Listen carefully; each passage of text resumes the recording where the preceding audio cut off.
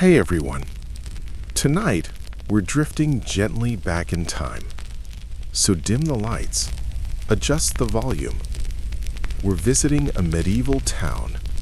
Not during a war, not during a plague, and not during anything especially important.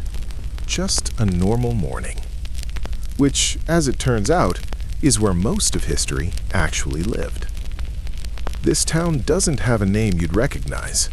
It could be in France, or England, or somewhere vaguely Germanic where everyone looks cold and mildly disappointed.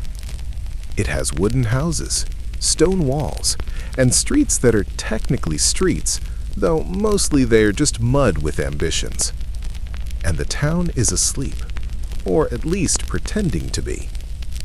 The first thing to wake is not a person, it's a sound.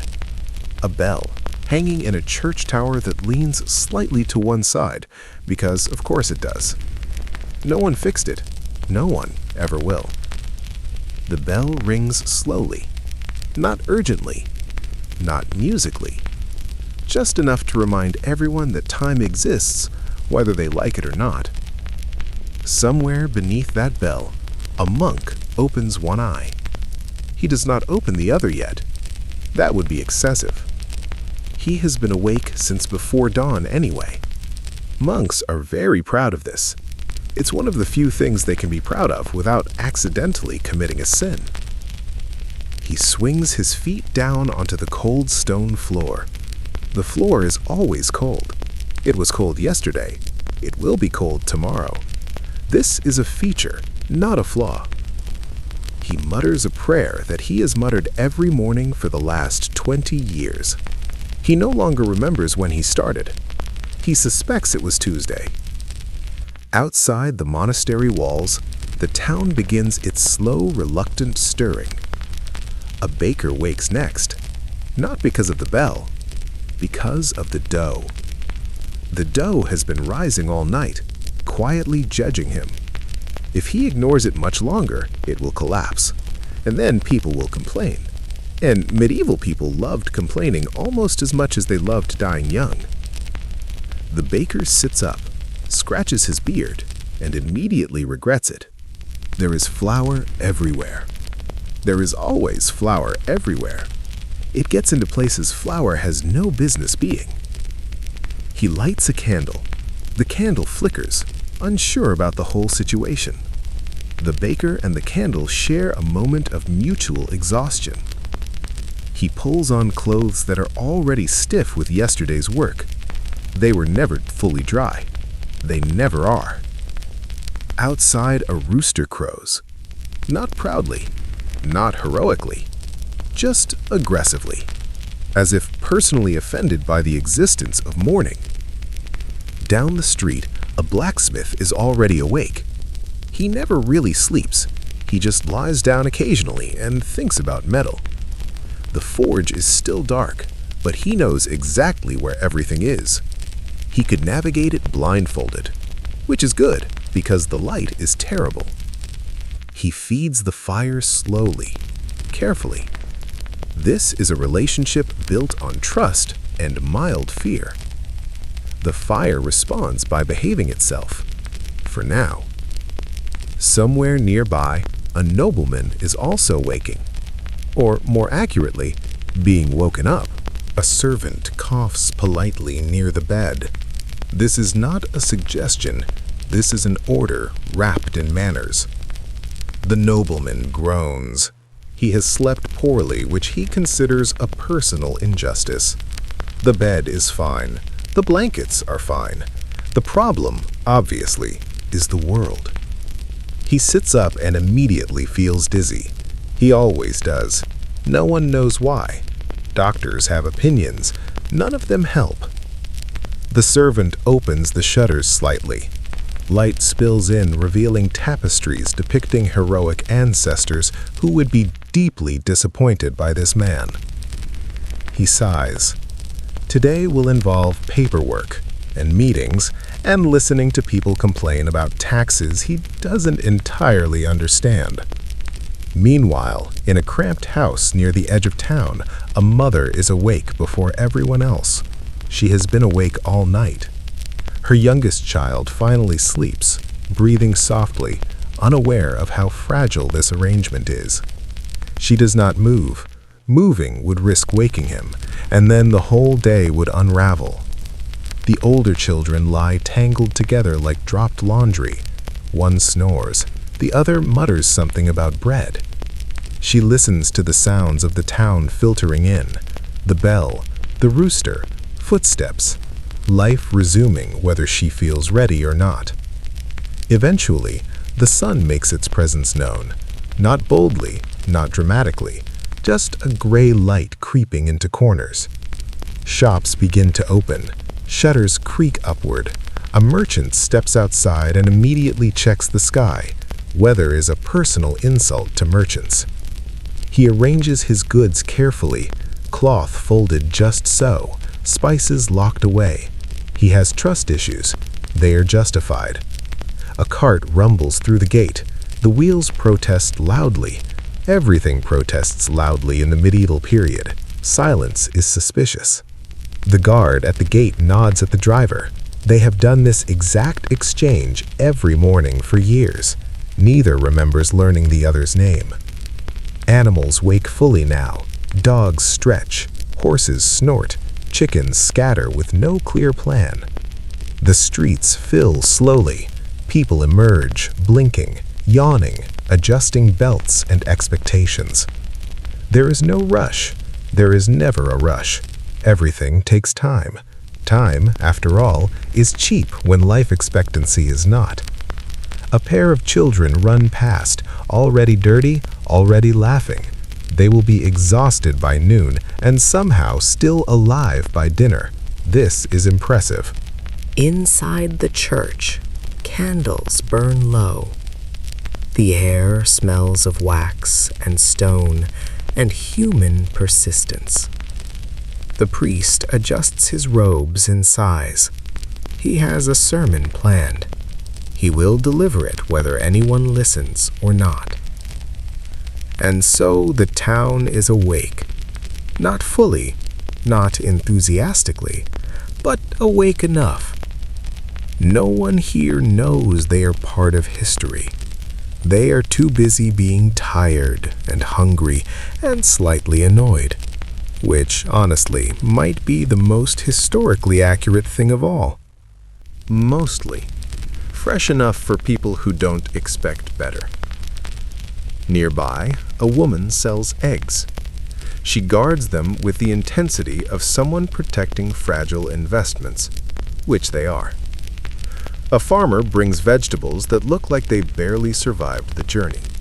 He apologizes to them quietly before setting them down. The blacksmith's hammer rings out for the first time. Not loud, just enough to announce that the forge is awake. The sound echoes off stone walls. It's comforting, predictable, metal becoming useful through sheer persistence. A man stops to watch for a moment. He has no reason to. He just likes the rhythm. Eventually, he remembers he has somewhere else to be and wanders off. At the well, the gossip continues. It always continues. Someone heard the Lord's wife is ill again. Someone else heard she's not ill, just dramatic. Both statements are accepted as equally plausible. A child drops a bucket. Water splashes everywhere. No one is angry. Anger requires energy this early. Inside the noble house, breakfast is being prepared. This is a quiet operation, but tense. The nobleman sits at a long table that could comfortably seat 12 people. Only he uses it. This feels appropriate to him. Bread is placed down, cheese, a bit of fruit that traveled farther than most peasants ever will. He pokes the cheese suspiciously. It is not exactly what he wanted. He eats it anyway because complaining would require explanation. A servant pours wine. Morning wine. This is not unusual. Water is unreliable. Wine at least has standards. He sips and grimaces. Too sour. He drinks more. A letter lies beside his plate. He stares at it as if it might move on its own. Eventually, it does not. He opens it slowly. Taxes. Always taxes. He sighs again, deeply, with the confidence of someone who believes sighing is productive. Elsewhere, in a narrow house with a low ceiling, a craftsman begins his day. He sharpens tools that were sharp yesterday. They are not sharp today. Time has opinions. He checks his workbench. Everything is where it should be. This is deeply satisfying. His wife moves quietly behind him, preparing food, stepping around children who are somehow always in the way. They are fed, eventually. The oldest child is already working. Not officially, just helping, which looks suspiciously like work. Outside, the sun climbs higher. The gray light becomes gold. Dust dances in it. This dust has been here for years. It is practically part of the architecture. A cart creaks through the square. The wheels complain loudly, as if personally offended by cobblestones. The driver hums, not because he's happy, because silence feels wrong. At the monastery, prayers continue. They always continue. The monk from earlier now copies text onto parchment, letter by letter, carefully, patiently. He does not understand everything he writes. This is not a requirement. The ink stains his fingers. It always will. Outside the monastery walls, life carries on without noticing the quiet labor happening inside. This seems unfair. It is also normal. Back in the streets, the town guard makes a slow patrol. His armor fits poorly. It always has. He stops to chat with a merchant. This is officially allowed. Nothing is happening anyway. They discuss the weather. They discuss the price of grain. They discuss nothing at all. A dog follows them for a while, hopeful. Eventually, it gives up and finds something more interesting. Probably trash. A traveler enters the town gate. This is notable. People glance over, casually curious. Where has he come from? Where is he going? Why does he look like that? He looks tired. This is reassuring. He asks for directions to the inn. The guard points. The merchant points in a slightly different direction. The traveler thanks both and chooses one. The innkeeper is already busy. He always is. He wipes tables that were wiped last night. They are not clean anymore. This is a mystery he has stopped trying to solve. He sets out mugs. He checks barrels. He mentally prepares himself for people. By mid-morning, the town has found its rhythm. Not fast, just steady. Work happens. Talking happens. Mistakes happen. A pot breaks somewhere. There is a moment of silence. Then life continues. A seamstress squints at her work, unhappy with a stitch no one else will notice. She fixes it anyway. A man counts coins 3 times and is still unsure. He pockets them with suspicion. Above it all, the church stands, unmoving. Stone doesn't rush. The bell does not ring again yet. Time, for now, is allowed to drift. This is the medieval morning. Not dramatic, not important. Just people doing what needs to be done, because it always has been. Let's stay here a little longer. Let the sounds soften, because the day has only just begun. By late morning, the town has reached a delicate balance. Everyone is awake now, fully, regrettably.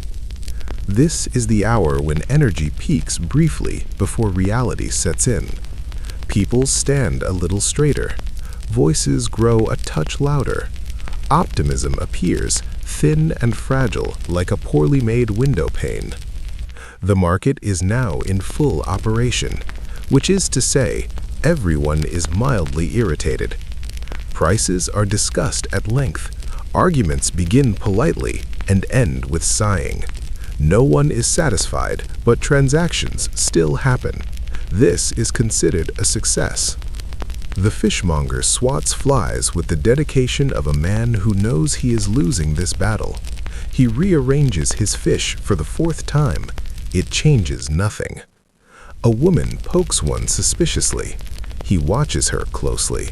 She buys it anyway, because dinner is coming whether she likes it or not.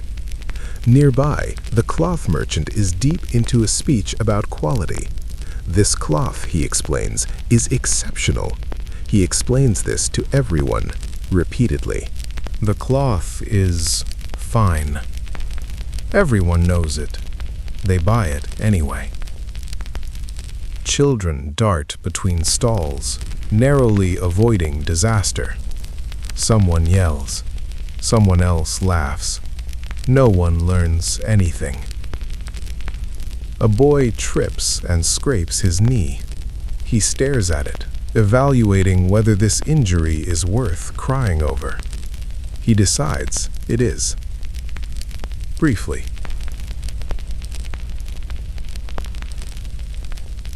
His mother inspects the damage, declares it survivable. The boy considers arguing, but realizes this will not help. At the edge of the square, the town scribe sets up his small table. This is where letters are written, read, and occasionally misunderstood. A man approaches, hat in hand. He needs a letter sent to a cousin, or maybe an uncle. He's not entirely sure. The scribe nods patiently. This is not unusual.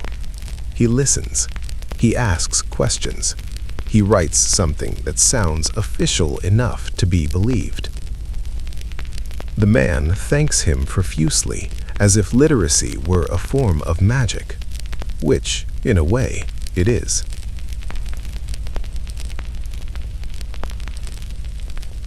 In the noble house, the morning has become tedious. The nobleman is now holding court. This sounds impressive. It is not. People line up to present problems. Land disputes, boundary arguments. Someone's cow did something it should not have done. He listens with an expression of deep seriousness that masks confusion.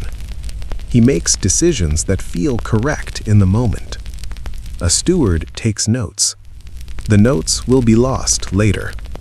This will become someone else's problem. At one point, the nobleman raises his hand dramatically. Everyone falls silent. He clears his throat. He says something vague but authoritative. This satisfies no one and offends no one. A masterful performance. Outside, the sun continues its slow climb. The shadows shorten. The stones warm. A laborer pauses to wipe his brow. He considers stopping. He does not. Work resumes. Because stopping means thinking, and thinking leads to questions. The blacksmith is deep into his rhythm bow. Hammer, turn, hammer again. Sparks leap and die. The metal glows briefly, then cools. Everything follows rules here. Strict, predictable rules. A customer waits nearby, shifting weight from foot to foot. He does not want to interrupt. He also wants his tool finished. The blacksmith nods without looking up. He knows. He always knows. At the monastery, the monks move from prayer to work without much distinction. Hands copy, mouths whisper. Time passes. One monk pauses, frowning at a word. Is that an M or an N? This question feels important. He decides it is an M. History will live with this choice. In the streets, a smell of cooking begins to rise. Not a grand meal, just something warm. Porridge, stew, leftovers given a second chance. People eat standing up, sitting down, leaning against walls. Meals are practical, not ceremonial. A man eats too fast and regrets it immediately. He continues anyway. At the inn, the first travelers of the day are already resting. They look exhausted in a way that suggests long roads and questionable decisions. The innkeeper brings them bread and ale. Not smiling, but not unfriendly either. This is his neutral face. He has perfected it. They ask about the town. He shrugs. It exists. They ask about the Lord. He shrugs again, slightly differently. This is information enough. Outside, a small argument breaks out near the well. Someone took too long. Someone cut in line. Water waits for no one. Voices rise, then fall, then rise again. Eventually, someone laughs. The tension dissolves, unsatisfied but gone. A woman hoists her bucket and walks away, victorious in a way that will never be acknowledged. By now, fatigue has begun to creep back in. The early energy fades. Limbs grow heavy. People glance at the sun, calculating how much day remains. Too much, usually. A merchant yawns and immediately looks offended by his own weakness. He straightens up, yawns again. A pair of elderly men sit on a bench watching the town. They comment on changes that are not new. They reminisce inaccurately. One insists things were better years ago.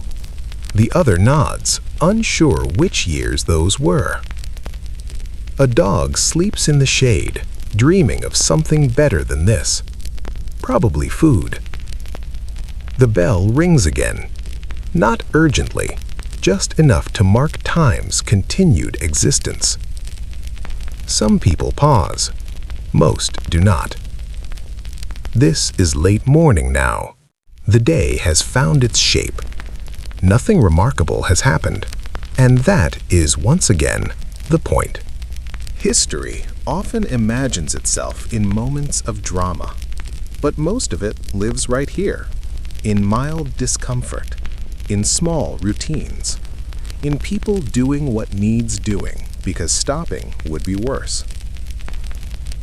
Let's linger just a little longer. The day still has weight to it, and we have nowhere else to be. By midday, the town begins to slow again. Not intentionally, it just happens. The sun sits high now, heavy and unbothered. Shadows shrink, hiding beneath carts, beneath benches, beneath people who would very much like to do the same. This is the hour when enthusiasm finally gives up. Work continues, technically, but with less conviction. The market thins out. Those who came early have bought what they need. Those who arrived late accept that the best items are gone and pretend they didn't want them anyway. The fishmonger packs up what remains. He does this carefully, with dignity. The dignity is unnecessary, but appreciated. A merchant counts his earnings again. He is still unsure. He will never be sure. Children who were energetic earlier now drag their feet. They sit in patches of shade, leaning against walls, staring at nothing. One lies flat on his back and watches clouds. He points out shapes to no one in particular. This is considered a good use of time. At the well, the crowd has thinned. Buckets are filled more slowly now. Voices are quieter. Gossip has softened into commentary. Someone mentions lunch. Everyone agrees this is an excellent idea. In homes across the town, midday meals are prepared. They are simple. They are repetitive. They are deeply familiar. Time folds in on itself here. Out in the streets, the blacksmith finally stops, just for a moment. He stretches his shoulders. They protest. He nods, acknowledging their complaint. He drinks water slowly, thoughtfully. It tastes like metal and effort. A customer thanks him and leaves. The blacksmith watches him go, already thinking about the next task. At the inn, midday brings a lull. The innkeeper leans on the counter. He listens to the building settle. A traveler naps at a table, head resting on folded arms. Another snores softly upstairs. The innkeeper does not wake them. There is no need. Outside, the town feels heavier now. Sound carries differently. Footsteps are slower. Voices drop. Even animals seem subdued. A horse flicks its tail lazily. A cat lies in a sunbeam, utterly unbothered by existence. The guard at the gate shifts his stance. He watches the road stretch out into nothing in particular. No one arrives. No one leaves. He is content with this. The bell does not ring. It doesn't need to. Time is passing on its own. This is the quiet middle of the day, the part history rarely bothers to mention. No proclamations, no revelations, no destiny unfolding. Just people pausing, breathing, existing. Somewhere, a woman hums while she works. She does not realize she's doing it. A man closes his eyes for a moment longer than necessary. No one notices. A child falls asleep where he sits. He will wake later, confused but unharmed. And slowly, almost imperceptibly, the town prepares itself to continue. Afternoon will come, then evening, then night. But for now, everything rests in this soft, unimportant middle. This is where most lives are lived, between beginnings and endings, between bells. So, let yourself rest here too. There is nothing else you need to do, nothing you're missing. The medieval town will carry on without you. It always has. And with that gentle certainty, we can finally let the day fade, quietly.